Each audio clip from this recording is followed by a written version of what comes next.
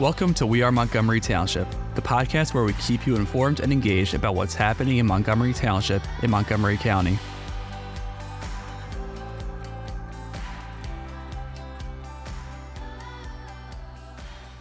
Welcome back to We Are Montgomery Township podcast. I'm Carolyn McCreary. I'm the Township Manager.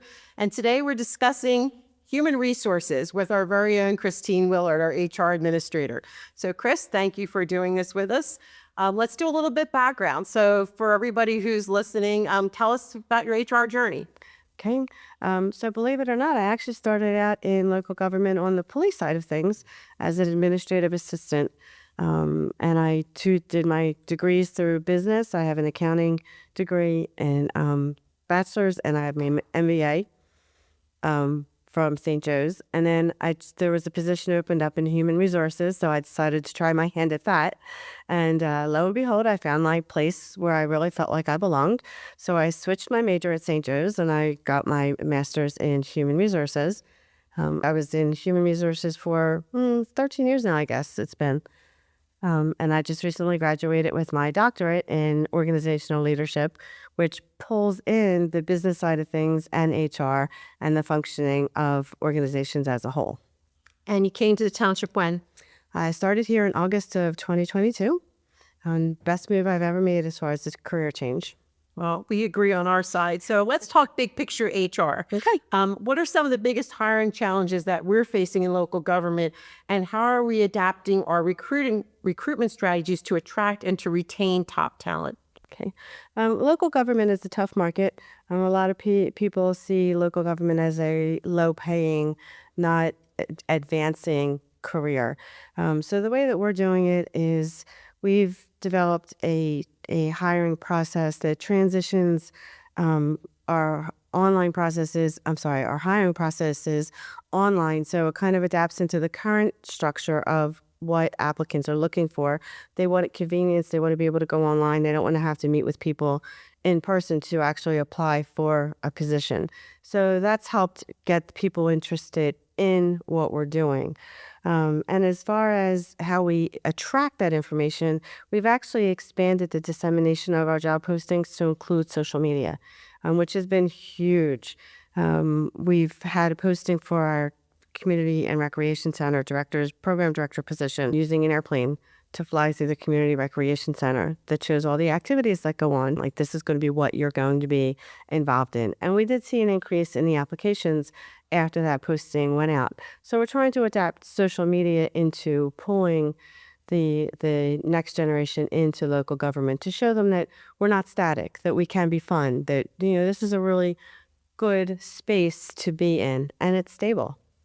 I often think that a lot of people don't know what local government does. So I think the social media approach is just wonderful because, once they stop teaching like civics in school, people don't know necessarily that, we have a greater impact on their lives than, even the state and federal government. We determine how well the parks are maintained, when they get new equipment, when the roads are paved, the quality of life amenities, whether it's summer concerts or, a food truck festival. And the most important thing being that we provide a safe community. So we have 3 legs of public safety, our EMS, our fire, and police. They've also had challenges in the hiring, especially post-pandemic. People looking for different roles. So let's go a little bit broader. What are you seeing in the hiring, going forward, not just for local government, but just in general for those positions that are, vital service organizations, but also that require you to be there. Not everybody can work remotely. Not every job lends itself to a remote environment. That's true. And the generation coming into the workforce now is really looking for adaptability. So organizations do need to change their focus on how they can accommodate their employees. Maybe it's an adaptable work schedule, especially if it's a department that has more than one person in it. One person works the morning, somebody needs the afternoon, the other person covers the afternoon. Then maybe they switch off. But there has to be accountability as well. So it's a fine balance between leadership allowing that adaptability and the employee being responsible and held to that accountability. Organizations do need to find that fine line and be able to adapt to the people coming into work for them. So we have an evolving job market, obviously. Are there other tools that you're using to reach younger professionals? I know last year we arranged to go to North Penn High School for a job fair to show that not all roles in government have to be college track positions. Yeah, the job fair at the high school was wonderful. We had a lot of students coming up, showing interest in our public works department. What do you do? How do you do it? What does it involve? Police department as well. We had officers on site that talked to the students. Other things that we've done is for Kids University, for our counselors. I've had a lot of interest. Like, well, what exactly do you do? Like, we're here working with kids, but what do you do? I see you coming down here. So it's conversations. It's answer the questions. Be honest. Promote what we do. Show that there is an impact. Like, local government has an impact on the community. Demonstrate that. Let them know that. It's a balancing act, because right now everybody is competing for those qualified workers. So we, as the employees of local government, need to get that word out there. We need to explain to them. Maybe even it's in the future we have open houses at the government, and we bring high school kids in and we say, hey, this is what we do, but on a daily basis. Like, this is what happens on a daily basis in local government. So in planning and zoning, what do you look for in your plans when people come in to apply for a permit? That could be a way of increasing that interest. So in the police, we have the Junior Police Academy. The fire department is trying to work with an explorer's post. We've talked about having an open house in the police department so that somebody who's maybe just thinking about a career in law enforcement, they haven't even maybe made the decision yet that a degree in criminal justice is something they want to approach, but they get a sense of what a suburban police department looks like. What about internships? Is that an option for your recruitment strategies? It absolutely is. We actually had 2 very successful internships last year. One was for a public information intern that helped our public information officer get the word out, learned how social media plays into local government. We had 2 interns at 2 different times. One of them actually found a position in local government in another state, and we hired the second one on our team here at Montgomery Township. And it was a huge benefit for us, and they found that they actually liked what local government does. Our second internship was in the finance department, and it was a combination finance department, fire department internship. So they worked with 2 different departments, figured out the different aspects of governmental accounting and how that plays into how a township runs, created our reports, the templates for our reports, did the annual report for the fire department, and we're able to really get a handle on the other side, the financial side of what makes a township or local government run. This year, we're putting out an HR internship, which is going to encompass doing job descriptions and the hiring process, recruitment, orientation, helping out a kid Jew. The other side of things that HR does, helping with the wall that heals in whatever capacity that they can help in, forming relationships with employees. People don't see that side of HR. They see you're there to hire, you're there to fire, and you're there to, be the disciplinarian. But the side of HR that people don't see is the side that forms those relationships with your employees. You get to know your employees. You know when something's wrong, even when you're not told. You can step up and you can help. You can offer services. You can offer support without having to cause any more emotional damage if there's an emotional issue going on. So I'm hoping that the internship for the HR position can help show that HR in local government, it's serious, but can also be fun. So let's talk about the township. You've worked in other municipalities. You've talked to your peers in other municipalities. How would you describe Montgomery Township's workplace culture? Unbelievable. It is incredibly fun. And I know that sounds, work shouldn't be fun. Work should be fun. It's serious, but it should be fun. But working at Montgomery Township is a family culture. We don't have family squabbles at the dinner table, and we don't, sing Christmas songs at around the Christmas tree. But we are a family. We know each other. We know when things are good. We know when somebody's having a bad day. It makes coming into work a pleasure. It isn't just that stone wall, just go into your cubicle and work. You work, you socialize, you find out what's going on. We have Friday lunches together. Let's see what's going on, hear about everybody's family, hear about vacation plans. It's also really interesting because you get to delve into all aspects of local government. Like, yes, I'm in HR, but I know what's going on in finance because I'm there and I hear about it. I know what's going on in planning because we talk. We know the different structures that are going up, the planning and the buildings that are going up within the township, how it's affecting traffic, streets that are being worked on, and how that's affecting the commuting process. You get to talk to the residents because we're always covering something somewhere. And we don't just walk by a resident because that's not our job. So it is an introduction into all aspects of the township workings. One of the reasons I think the culture works here is that we've broken down the silos between departments. And I think a big part of that was when Derek Muller, our public information officer, created the staff snap. So, we have a public meeting and, the department heads are at the Board of Supervisors public meeting, but the staff isn't. So as a result of the staff snap, they get sort of a high level view of board actions or presentations that were made, and it's across departments, and they can feel like they're part of things. They're not just operating on an island. Like you said, the planning department is only planning. What initiatives have you been involved with that you think really foster a positive and inclusive environment here?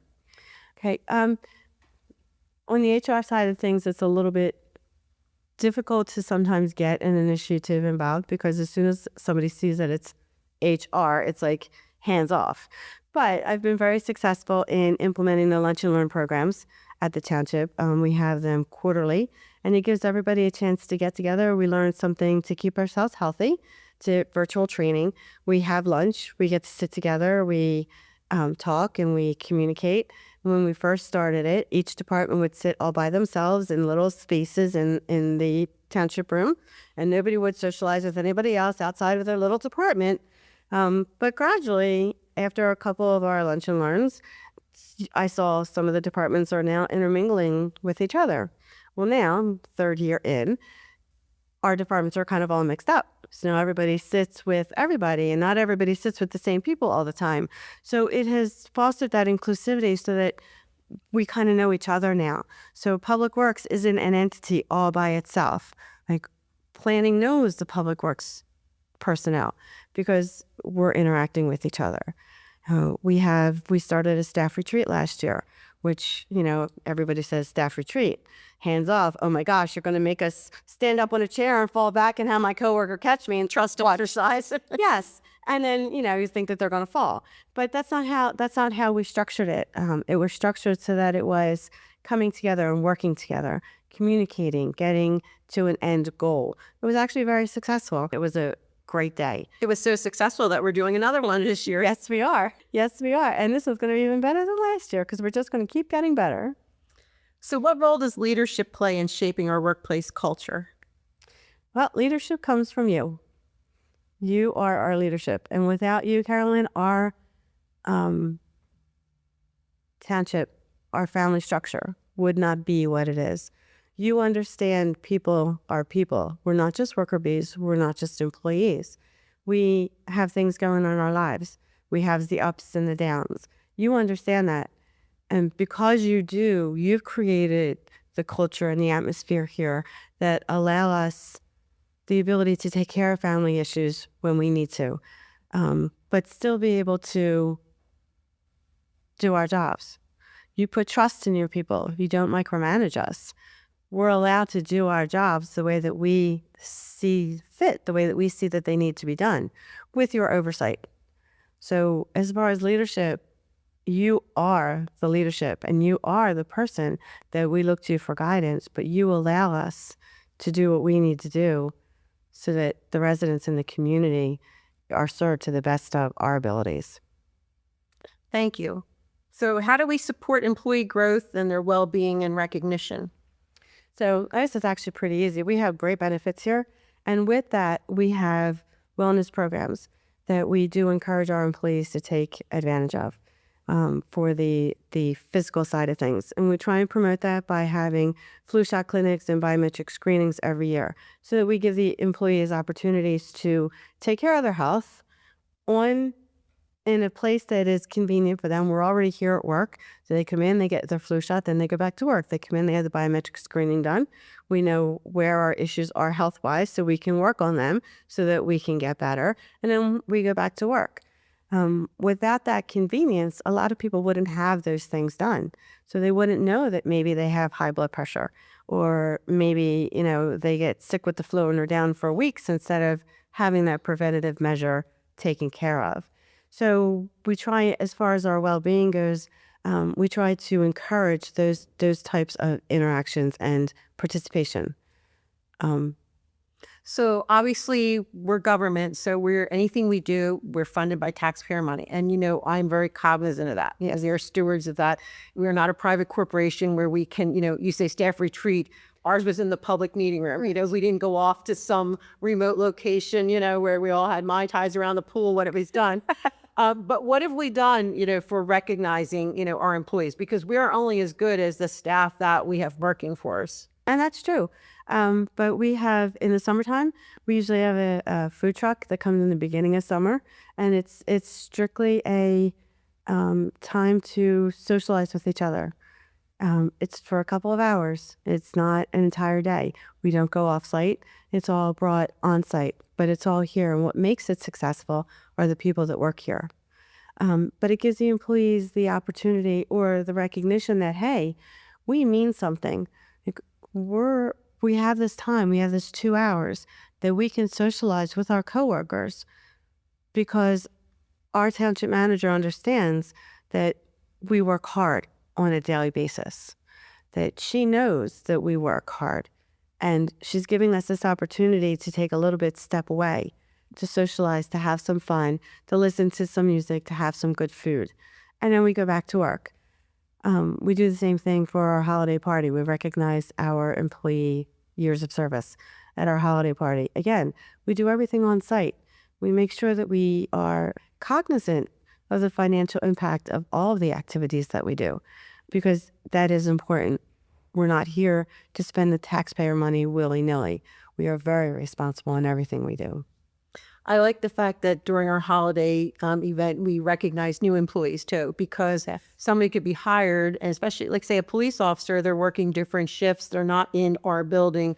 I think it's really important that we all at least can put a name with a face. Yes. So let's talk about workplace culture and how it influences employee retention. What steps do you need to take to ensure that new hires feel engaged and supported as well? We want to hold on to people that we have, we value them, but again, we are using taxpayer money. So I'm never going to be able to just write a check for whatever I feel I want to write a check for. I have to be cognizant of that.